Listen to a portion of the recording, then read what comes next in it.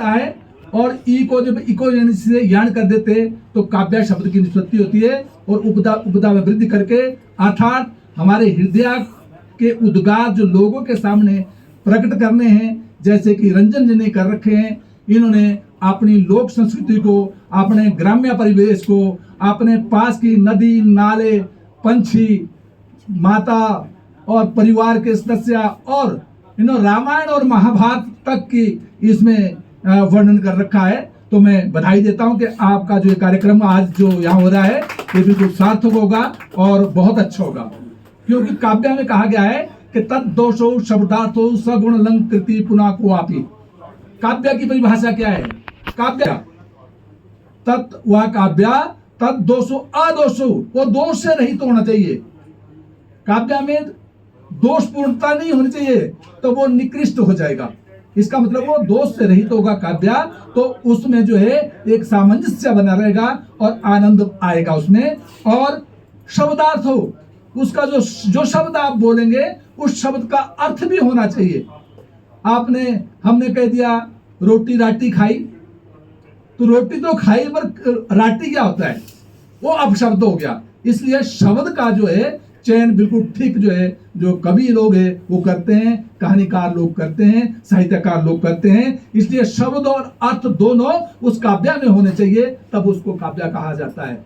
और फिर उन्होंने कहा है सगुण अलंकृति, गुण से भी युक्त होना चाहिए। अगर आपके काव्य में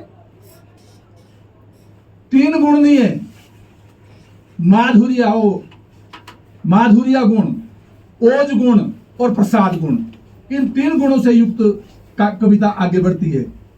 प्रसाद गुण में सामान्यता आती है, ओज गुण में जैसे ओज से नाम ही है वो शक्तिपूर्ण होता है, और माधुर्य जिसमें मधुरता हो। इन 3 गुणों के से युक्त जो काव्य होगा उसकी सराहना की जाती है, उसका सम्मान किया जाता है। परंतु कहता है अलंकृति, अलंकार भी होने चाहिए। कई लोग अलंकारिक भाषा में बात करते हैं, कहते जैसे कह दिया कि देवदत्त चौकन्ना है, देवदत्त चौकन्ना है। अब देवदत्त के कोई 4 कान तो नहीं है। इसका अभिप्राय ये चला गया कि देवदत्त जो चौकन्ना है वो उसके 4 कान नहीं है, परंतु वो सभी की बातों को पलग्राही जल्दी से समझने वाला है। इस प्रकार का ये कवि है। इन चीजों से युक्त जो होता है उसको काव्य कहा गया है। और फिर उसमें ये भी कहा गया है कि वाक्यम रसात्मकम काव्य। अगर वाक्य हमने बोल दिया, अगर उसमें रस नहीं है तो भी वो काव्य नहीं माना जाएगा। परंतु ये कहता है कि जैसे एक कीटो बद्धो अपि रत्ना, कीड़े के द्वारा अगर रत्न को बिंद दिया गया है तो वो तब भी वो रत्न ही कहलाएगा, और जब संपूर्ण रत्न होगा तब भी वो रत्न कहलाया जाएगा। इसका मतलब ये है कि सामान्य छोटी कविता जिसमें मध्यम आनंद आ रहा है, क्योंकि 3 प्रकार के काव्य है, उत्तम काव्य, मध्यम काव्य और अधम काव्य।